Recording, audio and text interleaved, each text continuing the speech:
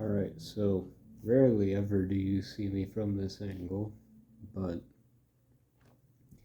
this time it's for something different. It's not because I'm about to go off on a rant about why a certain community sucks and why some certain people suck. This one is actually a bit different, so I'm currently typing out an email to a person. And it's about the Julian Thunderbolt. Now, I don't know if any of you have seen it.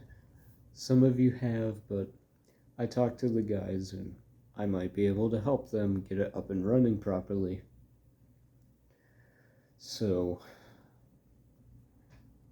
I went there yesterday before the Pawnee City 1003 test so that I can open it up and see what can be done from here on out.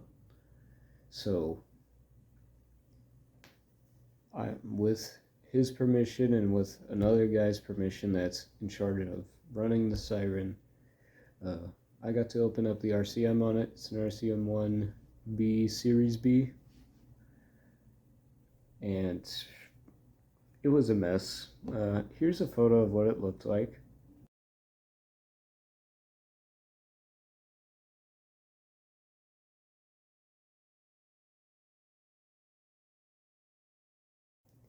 Yeah, it's a mess of wires and wire nuts, and if you didn't see that, the test switches are missing, and there is a bunch of fuses just lying in the box. So, yeah, it made it very hard to know what was happening with it, and it seems like when the siren came from Cooper Nuclear Power Plant, they had it came that way.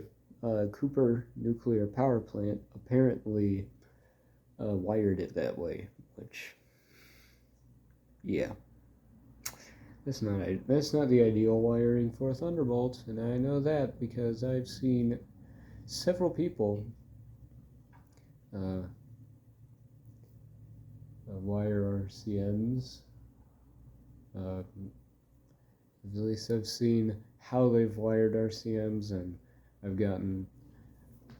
I hate to call both of us out, but Nate and I opened up the RCM on the South Bend Thunderbolt to see what was going up with that, and it wasn't as bad as this one, but it wasn't that great either.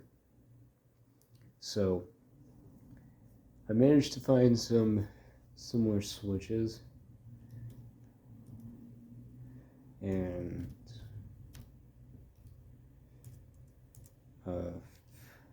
tab isn't down, right? Awesome. Oh, and nothing. Yay. Can I indent on this? No.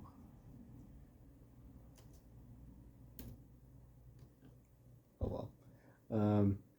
So I am going to send him an email about getting the switches and completely redoing all the wiring on the RCM cabinet so that it's relatively in place so that anything that happens can be diagnosed and fixed further on.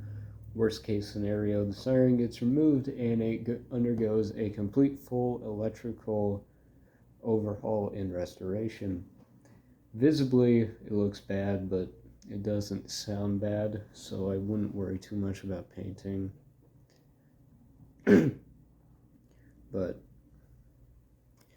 my main concern right now is getting the thing running properly, so that's what we're going to focus on. So, from what I got before, when I first filmed it back in August last year, the blower belts are broken, and that was the only issue. Siren still spun, it still made noise, and if you saw from the video I took this August, it only made noise, and now I don't even think it's working properly at all. So this is really important.